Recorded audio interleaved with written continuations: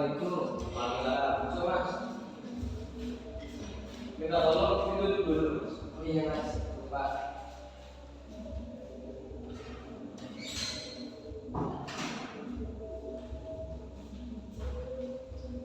Dari sekolah mana? Saya sekolah di Al-Quran Surabaya mas. Kelas berapa saya? Sekarang saya kelas 10 mas. Sekarang sekolah apa mas? Ya itu aja mas, gunanya sering telat, sering tidak masuk ke kelas, ya ada. Jadi di sekolah itu tidak terlalu aktif. Ya tergantung gurunya mas, kadang seminggu ngajar 2 kali. Oh gitu. Iya. Emang sistemnya di sana kayak gitu? Iya mas. Masnya apa mana? Saya orang Larangan mas. Larangan mana? Larangan Mula. Masuk ke dusun apa nih? Dusun Parse mas. Oh Parse. Di mananya itu? Masjid itu mas? Masjid Parse. Iya. Lebih mas, ke timuran dikit. Di timur. Iya. Oh masuk yang ada pelampasnya itu ya? Ya.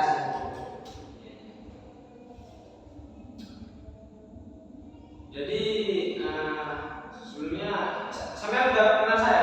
Tidak kan? Tidak. Mungkin sampai dapat saran di teman ya? Iya. Nah, jadi perkenalkan nama saya Ilham Abdul Rahman, bisa sampai panggil Kak Ilham atau Mas Ilham, terserah sampean. Jadi kalau ketemu saya meskipun tidak ada kepentingan, kalau ada ketemu saya jangan canggung, siapa aja, santai. Kalau sama saya itu santai. Yang penting tidak ada salahnya kan kita menambah teman gitu. Jadi sampean di sini masih punya banyak waktu untuk menceritakan segala apa yang akan terjadi. Mungkin sampean bisa ngobrol-ngobrol dengan saya, ngopi-ngopi, tidak perlu canggung dengan saya. Yang penting ya kita sudah tidak terputus tali silaturahminya. Yang penting kita sudah bisa selalu meskipun tidak dalam diskusi atau apapun atau ada kepentingan, nggak apa-apa aja.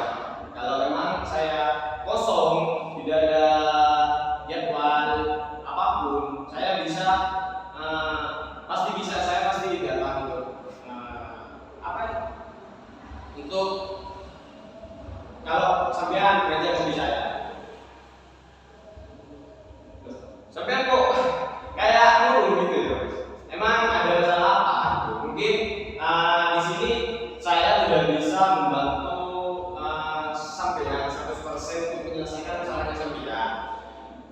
Tapi saya hanya bisa membantu sebisa saya karena sebesar apapun masalahnya, kalau kita tidak berusaha untuk menyelesaikannya, masalah itu tidak akan terselesaikan, tidak akan terpecahkan. Makanya itu kita butuh seseorang untuk apa ya? Untuk kita bisa bercerita ke orang tersebut. Biar apa? Siapa tahu dengan kita bercerita kepada orang itu, kita dapat arahan, kita dapat pandangan lah gimana cara menyelesaikan masalah tersebut. Kita tidak perlu apa ya? Pokoknya kita butuh teman cerita untuk menyelesaikan masalah. Tidak bisa kita menyelesaikan masalah sendiri. Karena kalau kita menyelesaikan masalah sendiri, kadang kan banyak kejadian bunuh diri atau apa itu banyak kan terjadi karena adanya masalah. Jadi kalau sampai yang punya masalah, silakan ceritakan kepada saya. Siapa tahu saya itu bisa membantu sampean. Silakan mungkin masnya punya masalah apa? Ini mas, kan saya sekolah kelas 10.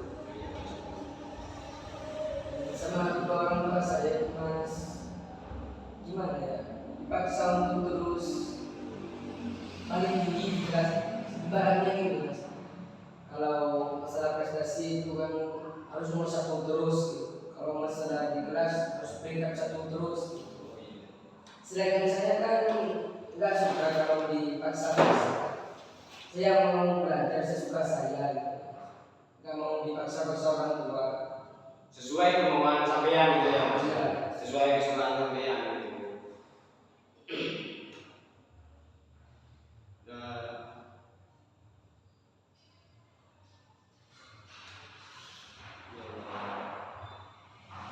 Sampean tidak bercerita kepada orang lain. Enggak sih, kalau cerita orang itu saya malu mas.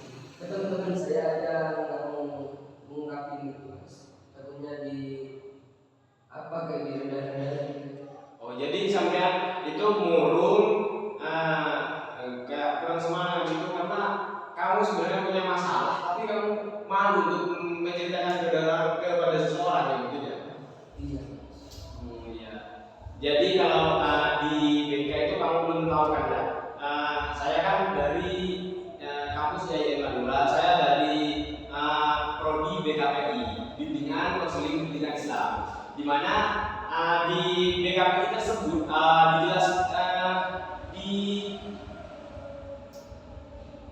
diberi pelajaran tentang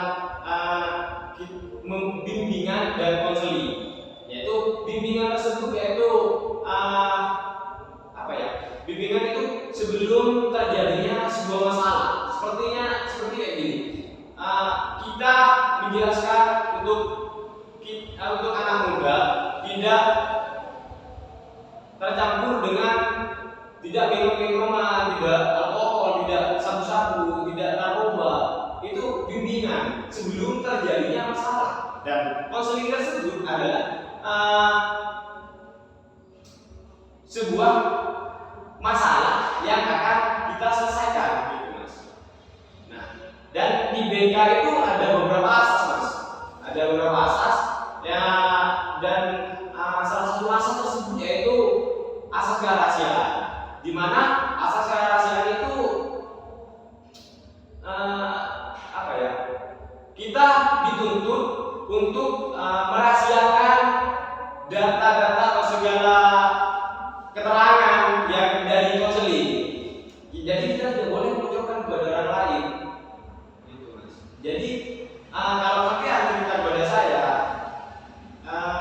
tenang, saya tidak akan membocorkan cerita ini kepada kepada siapapun, gitu mas. Jadi kalau sampean itu takut ceritanya sampean itu terbongkar kepada siapapun, di BK itu ada asas kerahasiaan. Jadi kalau emang konseli, sampean kan konseli ya, konseli, saya konselor. Jadi kalau di BK itu konseli kalau tidak mau yang diceritakan itu terbongkar pada orang lain, jadi konselor itu tidak boleh membeberkan data atau keterangan yang sudah didapat dari konseling. Jadi kalau menurut dari cerita sampean itu saya mempunyai satu teknik mas, yaitu teknik modeling. Apa itu? Teknik modeling itu melalui pengamatan atau melakukan pada proses meniru atau meneladani tingkah laku, melibatkan proses dan pembelajaran orang lain yang berperilaku positif. Saya yang cerita mas, di mana waktu saya masih kecil, masih umur SD gitu, masih ya pokoknya masih kanak-kanak, saya tuh selalu direndahkan oleh orang lain. Saya tuh selalu dibanding-bandingkan dengan kakak saya. Kakak saya itu bisa dibilang orangnya cerdas, pintar, selalu juara. Ininya dia lebih ke akademik. Kalau seperti saya kan malas. Mungkin setiap dalam keluarga itu tidak sama mas. Pasti kalau ada yang plus, pasti ada yang minus. Meskipun nggak semuanya, tapi kebanyakan kalau ada yang plus, pasti ada yang minus. Saya selalu dibanding banding-bandingkan. Kamu kok nggak sama kayak kakakmu, cowok? Kamu kok nakal? Kamu kok apa ya? Pokoknya kamu nggak sama kakakmu. Sedangkan kakakmu itu selalu juara satu, selalu naik panggung, dan kamu mana? Kamu gak pernah juara, pokoknya kamu minus dari kakakmu. Saya hanya bisa berdoa. Waktu kecil saya berdoa, ya Allah, jika emang ini jalan saya bisa berubah, ubahlah saya. Saya nangis sampai nangis waktu itu. Saya paling nggak suka kalau dibanding-bandingkan. Ya seperti kayak sampai itu dibanding-bandingkan. Kamu mungkin nggak sama saudaramu, tapi sama teman itu sama aja. Dan setelah kejadian itu saya sadar bahwa saya harus mempunyai prestasi. Saya harus sukses. Meskipun sukses itu nggak harus jadi yang kita mau. Seperti ini, saya waktu itu diajak kakak sepupu saya untuk ikut bela diri. Dimana di sana saya emang dari kecil suka bela diri. Lihat orang itu ada orang bela diri itu saya senang. Dan waktu itu saya diajak oleh kakak saya itu, kakak sepupu saya. Dan saya terus latihan. Meskipun awalnya saya tidak aktif, saya hanya bisa latihan di sekolah, di ranting lah istilahnya. Kalau di sini itu ranting. Jadi saya hanya bisa latihan di situ. Dan setelah SMA saya latihan tekun setiap hari, bahkan pagi, siang, sore, malam. Saya jarang ada di rumah. Pagi saya bangun pagi subuh langsung lari. Habis itu latihan, berangkat sekolah. Habis sekolah saya sekolah. Nah, habis pulangnya sekolah saya latihan lagi. Tidur sebentar. Jam 2 itu harus saya latihan ke tempat saya, di mana sampai sore jam 4. Dan di situ kadang pulang, kadang tidak sampai malam gitu, Mas. Dan saya tuh merasa di sini itu suka, senang. Karena kalau di pelajaran saya minus banget. Karena saya paling males di pelajaran sebenarnya. Saya nggak terlalu suka, lebih suka ke praktek atau ke non akademik. Beda lagi kalau sama kakak saya. Kakak saya memang akademiknya otaknya itu lebih cerdas dan lebih pintar dari saya. Dan saya itu kalau masalah pelajaran itu kurang, Mas. Dan saya terus latihan. Dan di situ di mana di saat saya latihan saya mendapatkan juara, dikirim dari Makassar, dari sini. Terus dari sebuah dari yang biasanya orang itu selalu mencaci saya karena saya tidak sama dengan kakak saya. Nah, saya tidak banyak bicara. Saya lebih mementingkan untuk langsung tidak banyak bicara, langsung saya akan membuktikan bahwa saya bisa. Dan itu alhamdulillah saya juara di kabupaten. Kabupaten itu dikirim ke Jawa Timur kan otomatis. Nah, dari situ saya sadar bahwa emang saya itu tidak juara di sekolah saya. Saya tidak juara di sini, bukan saya sombong, tapi saya bisa juara di kabupaten saya. Meskipun saya dengan cacian, saya hanya butuh cacian untuk saya bisa untuk bisa terbang, untuk bisa berubah. Jadi kalau sampean dicaci maki, dibanding-bandingkan, kamu itu tidak perlu minder, tidak perlu dipikirkan. Cukup tekuni apa yang tekuni apa yang kamu minati. Jadi kalau kamu minati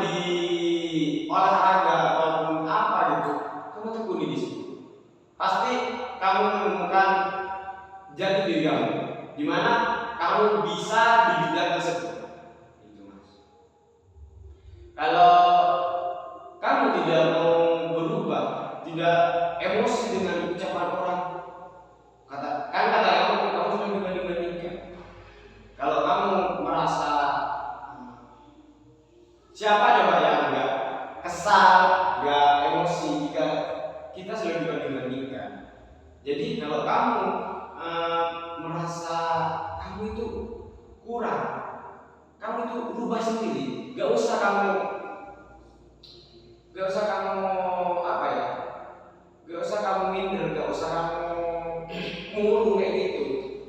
Minder atau murung tidak akan bisa membuat kamu berubah.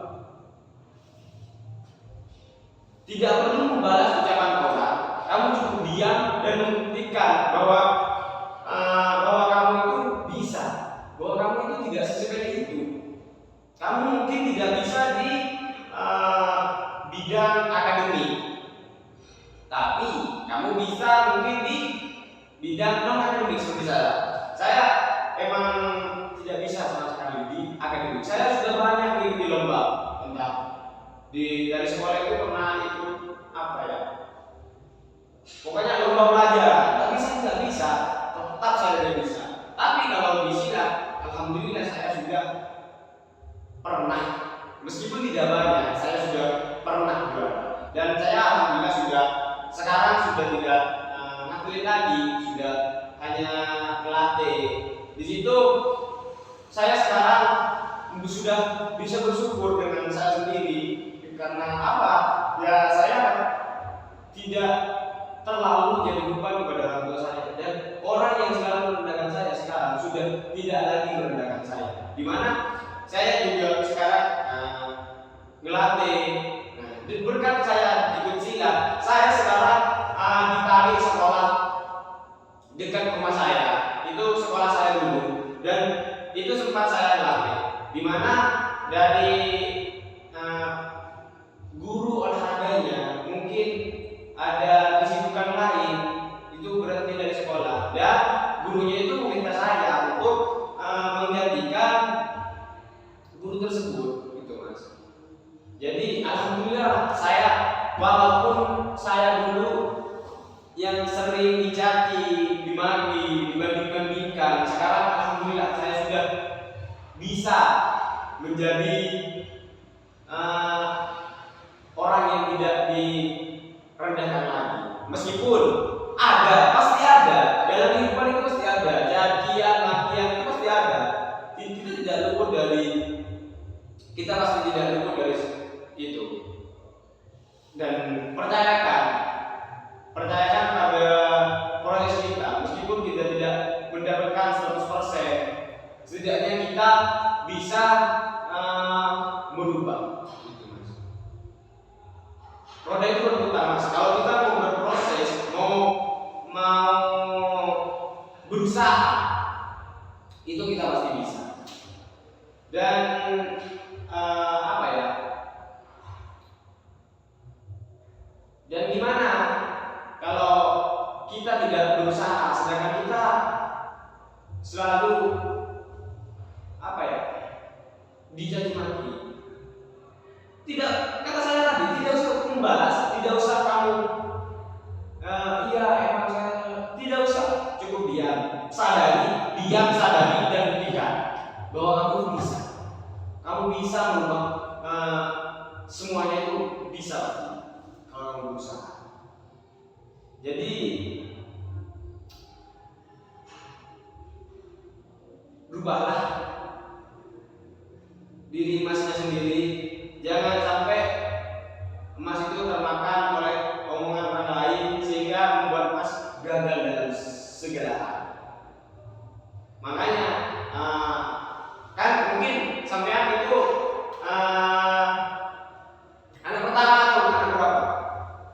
Kalau saya anak pertama. Oh, anak pertama. Ya pastinya kalau anak pertama itu tidak jarang dibandingkan kepada adik-adiknya. Pastinya anak pertama itu dijadikan contoh kan ya mas. Kalau apa ya? Kalau anak pertama dicontohkan ketidakbaikan, pasti adik-adik ini mas. Jadi berusaha, karena kamu itu anak pertama. Kamu itu harus bisa jadi apa yang orang tuanya mau. Bukan harus jadi, tapi setidaknya kamu tidak terlalu menyusahkan. Gimana kamu caranya? Gimana ya caranya saya tidak jadi beban kepada orang tua saya? Jadi apa ya? Kan ada pepatah bilang apa? Proses tidak akan mengkhianati hasil. Nah, menurut saya itu tidak, karena semua itu tergantung rezeki, Mas. Kita tidak perlu harus jadi yang apa yang kita mau. Yang penting gimana cara kita mensyukuri apa yang kita dapat. Gitu. Semuanya kamu pengen jadi polisi, tapi takdirmu, rezekimu sudah jadi guru. Setidaknya kamu tidak menjadi serendah-rendahnya. Setidaknya kamu turunlah sedikit balapnya jadi polisi, tapi kamu jadi guru. Guru itu juga bermanfaat, Mas. Jadi guru itu bermanfaat ke siswa, pahalanya juga besar. Jadi guru itu intinya guru itu adalah teladan yang baik, mengajarkan kita dari kita tidak tahu apa-apa menjadi kita seperti sekarang, seperti tidak tahu baca, tidak tahu menulis. Dan sekarang itu sudah tahu cara gimana kalau kita baca, gimana kalau kita nulis, gimana kalau kita ngaji gitu. Jadi guru itu apa ya? Sangat penting dalam guru itu orang tua kedua kita. Tanpa guru kita tidak jadi apa-apa. Bukan tanpa guru sih, tapi dengan bantuan guru kita bisa jadi apa yang kita mau.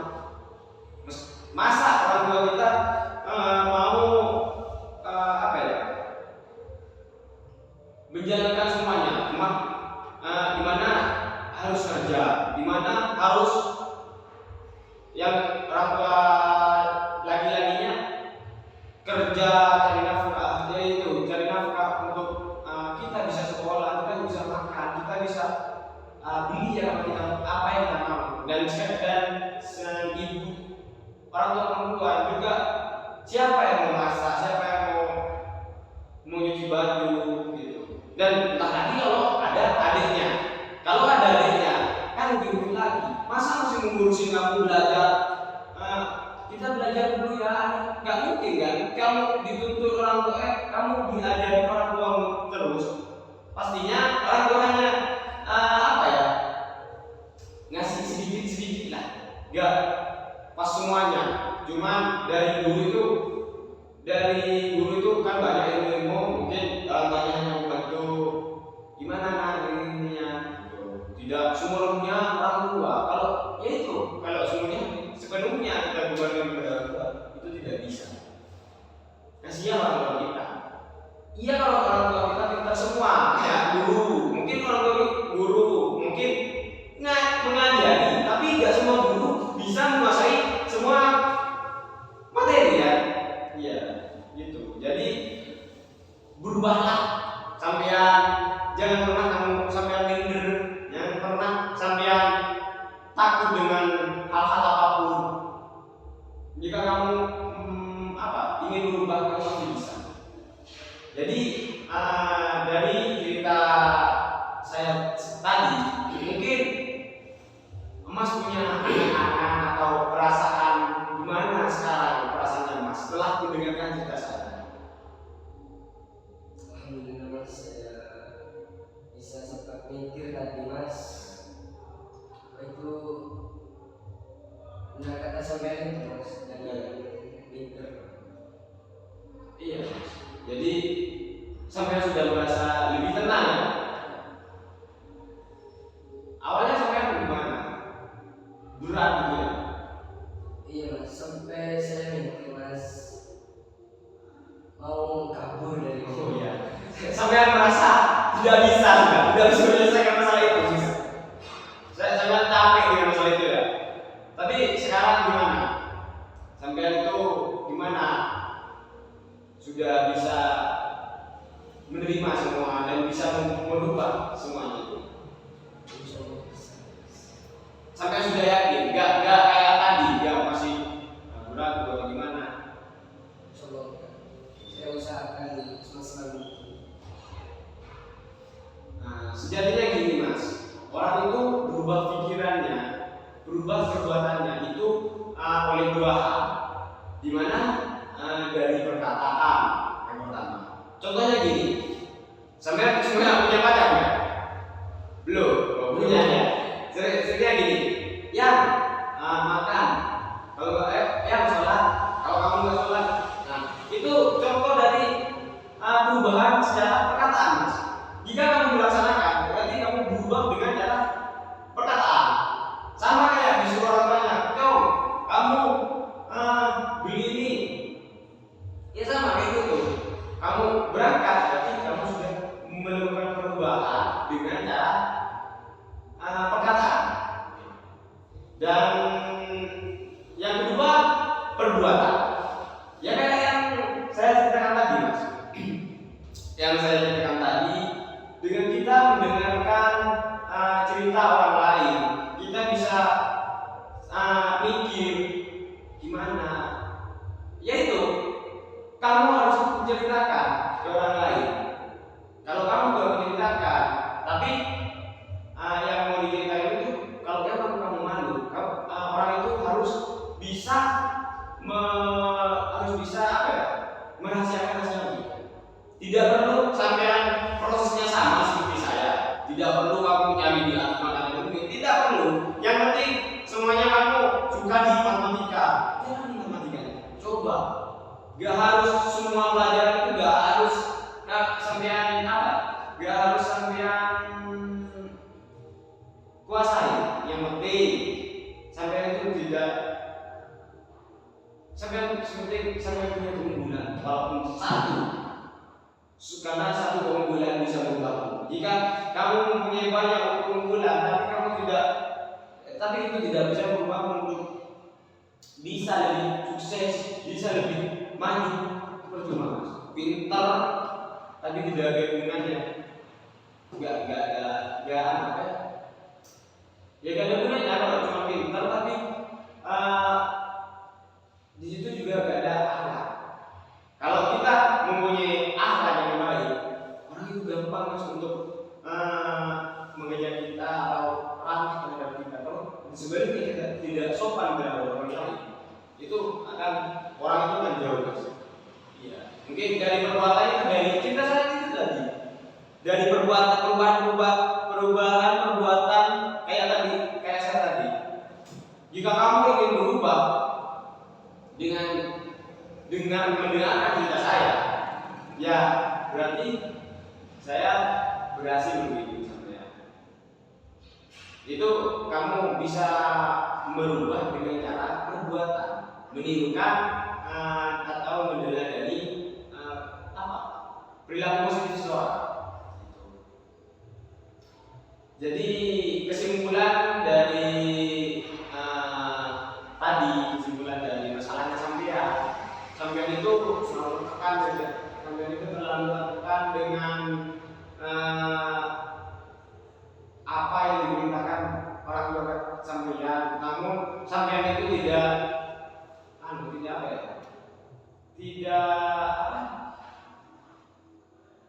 sampean itu dia sampean itu mau berproses dengan cara sampean sendiri. Dengan sampean bercerita, sampean sudah bisa lebih tenang sekarang. Ya. Mungkin sampean sudah lebih tenang kan ya? Iya. Mungkin ada rencana untuk kuliah ya mas? Rencananya sih ya. Rencananya ini mau jurusan apa gitu. Mungkin dari sampean kelebihan sampean tuh apa? Kalau sampean suka di mana gitu dalam belajar itu, atau belajar atau bukan, itu sukanya di mana?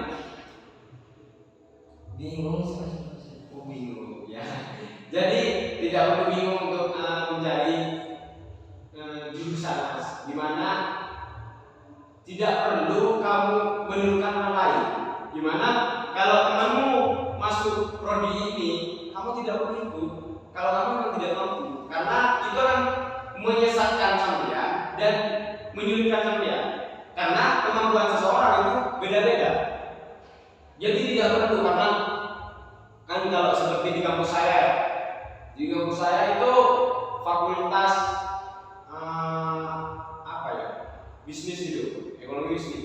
Dia orangnya emang ya dari ketertarikannya dari banyak ceweknya yang cantik, iya emang ganteng-ganteng iya, tapi kalau kita tidak mampu, kita tidak boleh memaksakan. Kerjakan, masuklah apa yang sekiranya sampai bisa. Seperti saya itu rencananya mau masuk ekonomi bisnis, mau masuk perbankan ini, masuk biar apa? Biar kerjanya langsung ke bank. Tidak, tapi saya mendengarkan apa ya? Jadi omongan kakak saya. Kakak saya lagi menanyakan kepada saya, kamu masuk apa? Mau masuk perbankan, bisnis, biar apa?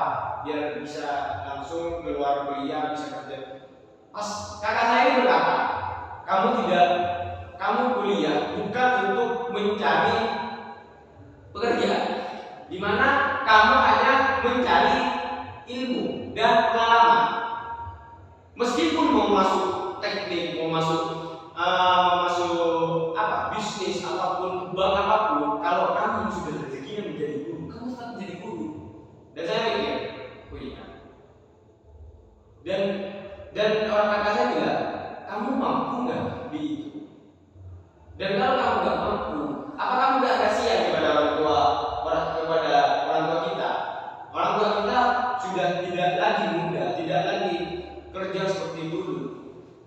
Kalau kamu kuliahnya sampai nggak lulus karena kamu terbebani, tidak bisa menjalankan kuliah kamu sendiri, tidak sesuai dengan bidang kamu sendiri, maka kamu tidak akan lulus. Dan kasihan orang tua kita yang akan membiayai kamu. Oh iya, ternyata saya sadar. Dan waktu itu saya langsung ngambil jurusan BK. Emang saya ikut-ikutan teman saya, tapi BK ini BK itu masuklah agak terlalu sulit pada saya. Lebih saya bisa, insya Allah bisa. Gitu, Mas. Jadi kalau sampean bertemu dengan saya, tidak perlu sampean dengan ajaran diskusi kayak gini, tidak perlu. Kamu bisa ngajak kopi saya, ngobrol dengan saya. Tidak harus untuk diskusi kayak gini, tidak harus bikin kayak gini, tidak harus. Penting, yaitu kata saya tadi, mencari teman itu penting. Tidak apa? Satu teman itu sangat berharga. Menambah musuh itu tidak ada gunanya. Sekali orang itu baik kepada kita, tidak apa-apa, kita teman. Kalau sekiranya sudah kelewatan sampai orang tua kita sudah caci maki atau gimana, itu sudah bukan teman kita, sudah teman kita gimana? Cuma masa orang teman kita sendiri mau caci kita, gitu.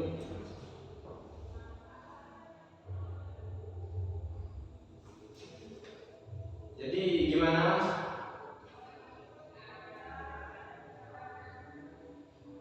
Iya, Mas, saya mau pamit dulu ya, Mas. Oh, sampean udah selesai ya? Ya, mungkin ya terima kasih atas sampean sudah memulai saya, karena remaja ini sudah kalau punya masalah ada mabuk-mabukan ya kan, sabu, minum gitu, bahaya. Mending sampean datang cerita kepada siapapun yang bisa Anda percayai. Kalau bisa ke konselor atau guru BK di sekolah sampean gitu. Jadi mungkin